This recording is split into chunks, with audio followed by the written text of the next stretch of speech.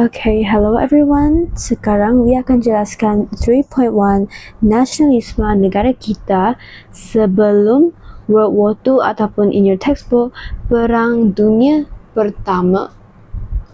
So we only call this Perang Dunia, so World War. So first we're going to look at chapter 3.1, page 52, muka surat 52 at your textbook, and we're just going to go through 3.1. It's pretty late at night right now, so let's go quickly.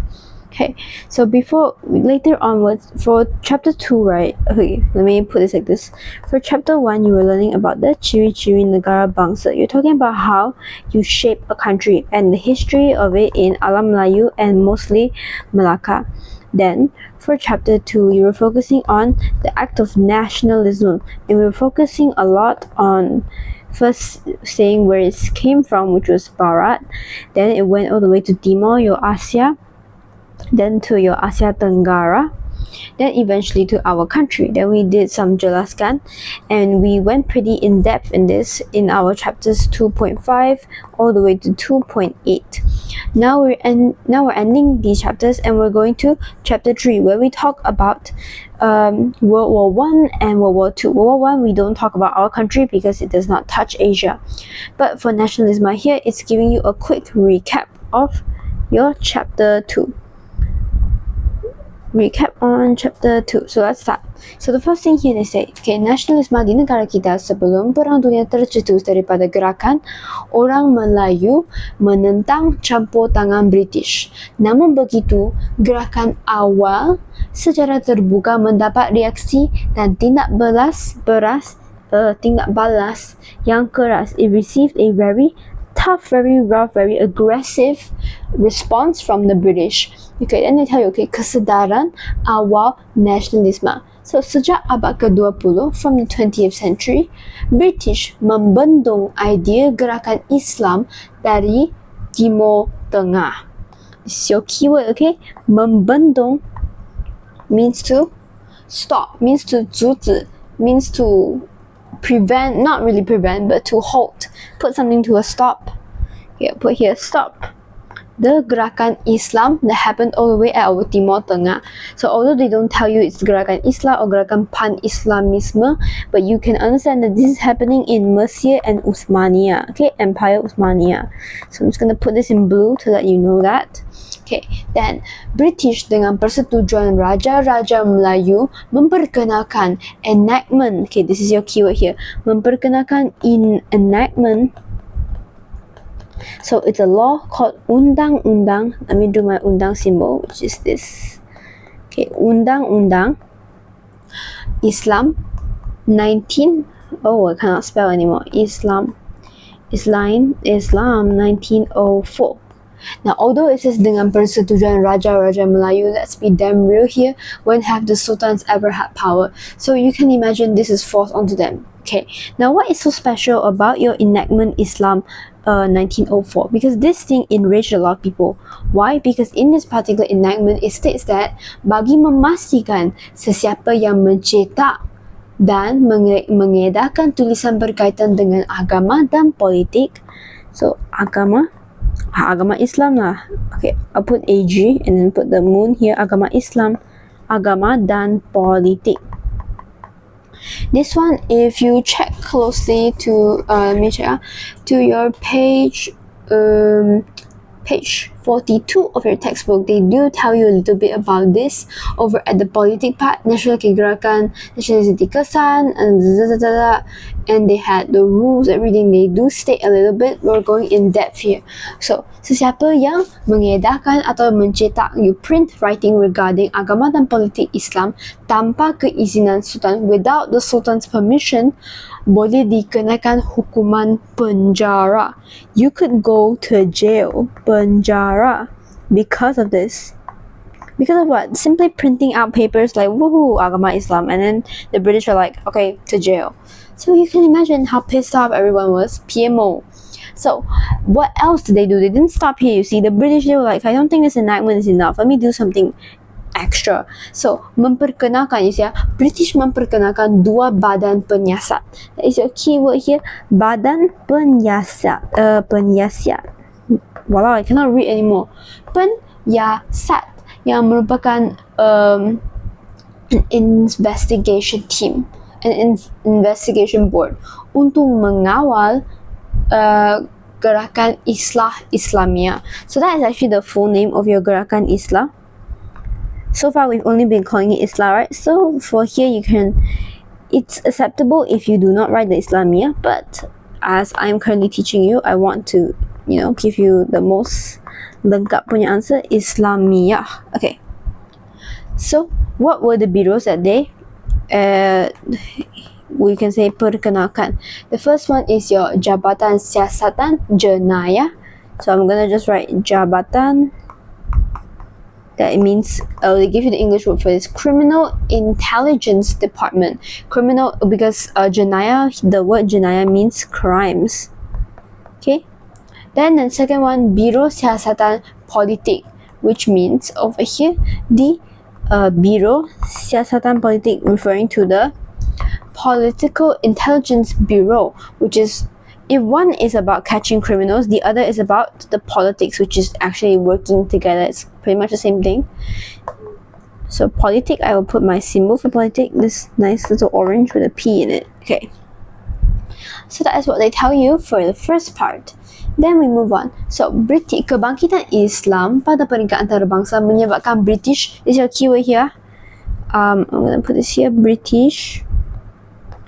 Berwaspada. Berwaspada means what? To be careful terhadap gerakan pan-Islamisme. Okay, pan-Islamisme is the one in Empire Uthmaniyah. Don't confuse them. Okay, so kebangkitan Islam pada peringkat antarabangsa yang berlaku di Empire Uthmaniyah menyebabkan apa? Well, mengeluarkan fatwa. Fatwa means like the rules untuk menyeru orang Islam ditindas penjajah barat that has been stopped, that has been, oppressed by the, what do we call this, Western colonizers, should fight for themselves, bangkit bersama-sama, fight together. Dan dan perkembangan ini mendapat perhatian penduduk di tanah Melayu, terutamanya kaum muda melalui akhbar. Your akhbar makes a reference here. Your kaum muda also. So this is still a reference to your chapter 2. Then they can also tell you, okay, Khalifah Empire Uthmaniyah. Which part is it on? I don't see it in your textbook. How come? Give me a moment. Okay, there you go. At the back, if you look at page 52, right, the British berwaspada there. Okay, so they tell you, Khalifah Empire Uthmaniyah dianggap pelindung umat Islam, to protect, the protector of the Muslims, serta penaung bagi tanah suci Mekah dan Madinah, which is to protect. One was to, well, both mean protect. Pelindung is like you power something, you wrap something around and you protect the thing inside, and naung is protect, so they do mean the same thing. Pelindung umat Islam, penaung bagi tanah suci Mekah dan Madinah. How can you remember this? Well, this is about the orang Melayu. Orang Melayu, right? So Melayu, then the Mekah dan Madinah. Okay, they all start with M, your triple M. Now, moving forward. Then they tell you, perkembangan ini mendapatkan perhatian. So what does this really mean? Then they give you a situation. Okay, this one you've already learned in your chapter 7 of Form 3. Your penentangan Tok Jangut. He was an agama teacher, and he was very, very inspired by this. So that's how penentangan Tok Jangut ialah penentangan bercorak tempatan melibatkan penduduk di Pasir Putih, Kelantan. Okay, dan isu penentangan adalah untuk mempertahankan agama Islam dan hak penduduk tempatan. Sorry, I had a pause there. Hak penduduk tempatan. Number one, to protect the agama Islam thing. And then the rights. It's always about the rights. This is a word you've seen so many times, especially if I want to think about it, right? You know, your America. You already saw this word once. It's again, hak penduduk tempatan. Penentangan ini berlaku di tengah-tengah, in the middle of kancah pergolakan politik yang berlaku di Eropah. This rebellion happened in the middle of the political power shift where like different governments are formed, governments are destroyed and reformed yang berlaku di Eropah. Okay, then what else? So di penentangan isu penentangan is also for your isu cukai. Remember, penentangan Tok Jangut merupakan rentetan yang daripada cetusan kebangkitan masyarakat Islam sedunia terhadap penjajah barat yang menakuti negara Islam. Okay, a lot of words. Basically, penentangan Tok Jangut, let me draw him out really quick. It's almost an awakening and a product of all of the Islam society in the whole world, sedunia, going against the penjajah barat, the Western colonizers that have taken over, that have colonized the Islam country, the Islam world. Okay? So, then they tell you, Tok Jangut telah dipengaruhi oleh penglibatan Empire Uthmaniyah dan Perang Dunia Pertama di Eropah. Okay, penentangan ini memperjuangkan agama. Ini kemudian dikaitkan dengan your second thing, right? So this one, your first aspect was here.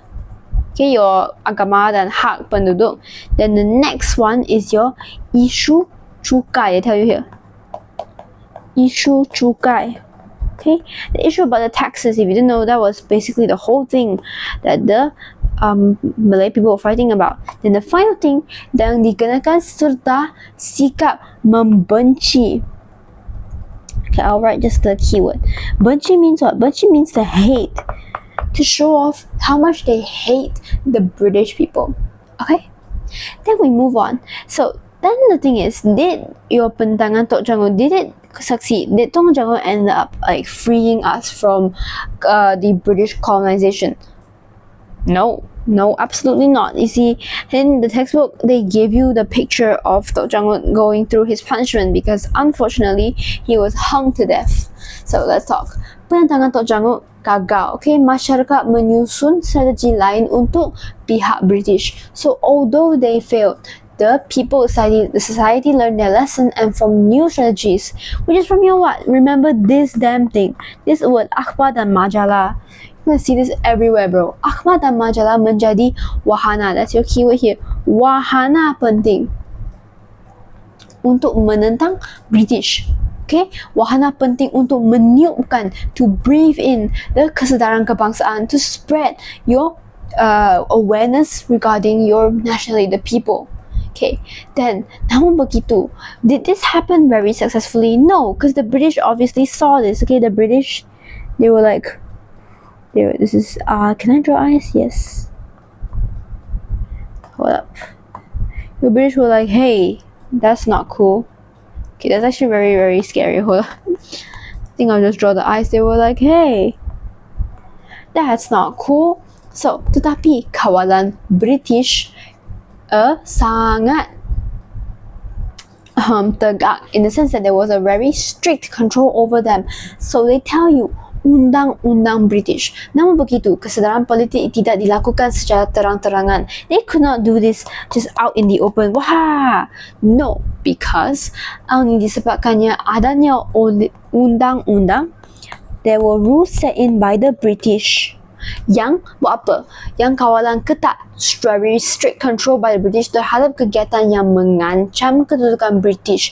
There were strict rules implemented by the British that went against, if you were trying to threaten, you're attacking the kedudukan, the value, the placement, the hierarchy of British, and menyebabkan kesedaran kebangsaan tidak meluas dalam akhbar Melayu. That meant that although we had this punya akhbar, it was not very successful, okay? Not very successful. Kurang successful until World War II. World War II, why? Because World War II, we had your Japanese taking over and the British lost. Okay, remember that?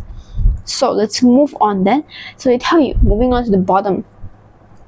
Okay, your undang-undang, right? British, if you look over to the side, they should tell you over here.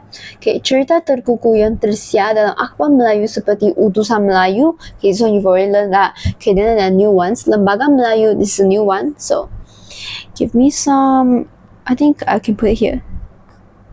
You've already mentioned Utusan Melayu, so if you were to memorize a contoh, it would be this lah.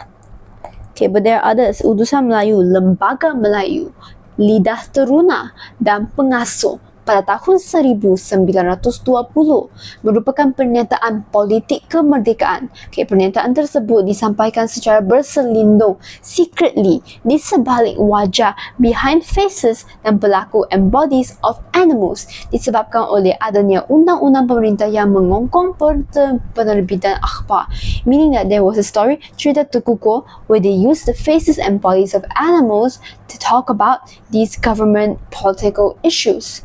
So, dalam cerita terkuku ini terdapat rujukan jelas kepada terkuku nombor 1874 dan terkuku nombor 1909, iaitu tarikh penting negeri Melayu dikuasai oleh British. Terkuku menang. Okay, wait, I should not go on. So, in the cerita terkuku, your animal story here, terdapat rujukan jelas. There was a clear reference towards 1874, the dates 1874 and 1909, which were the dates where our country was officially taken over by the British. So, terkuku menangisi nasibnya yang bebas dalam negara merdeka, kini terkurung dalam sangkar emas yang kehilangan kemerdekaan.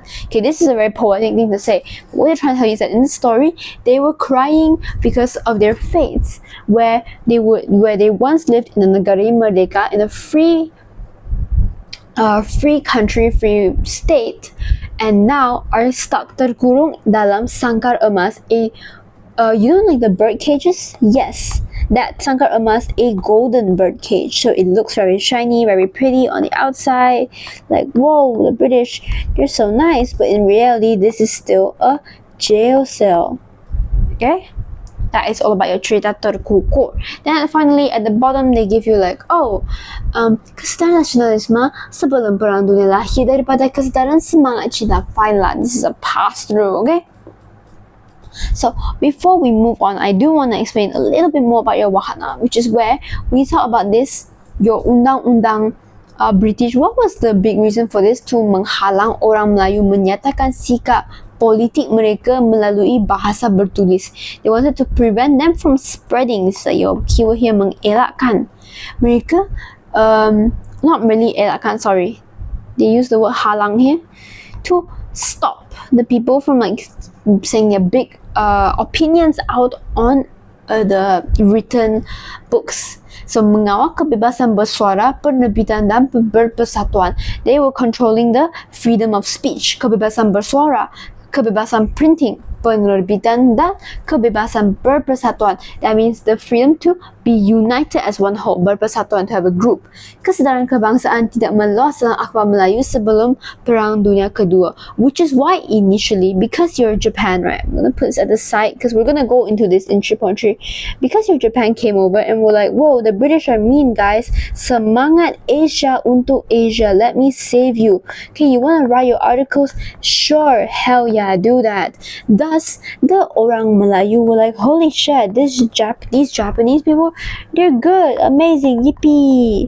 That's why they were initially very acceptive of Japan coming in, because number one, Japan was spreading very big propaganda like, oh, I'm not a colonizer, I'm here to help you, Asian people for Asia. Semangat Asia untuk orang Asia, that was their propaganda. Okay, so that's it for 3.1. We're giving us quick recap, not much lah. So gerakan orang Melayu terhadap British is because the punya tindak balas very keras, and your keyword here today is the enactment Undang-Undang Agama Islam 1904, and then like the Badan Penyiasat, there's two. One about criminal intelligence, one about your your political intelligence. Then we move on to where we talk about penentangan Tok Jangut, important. Then we go about how he failed, right?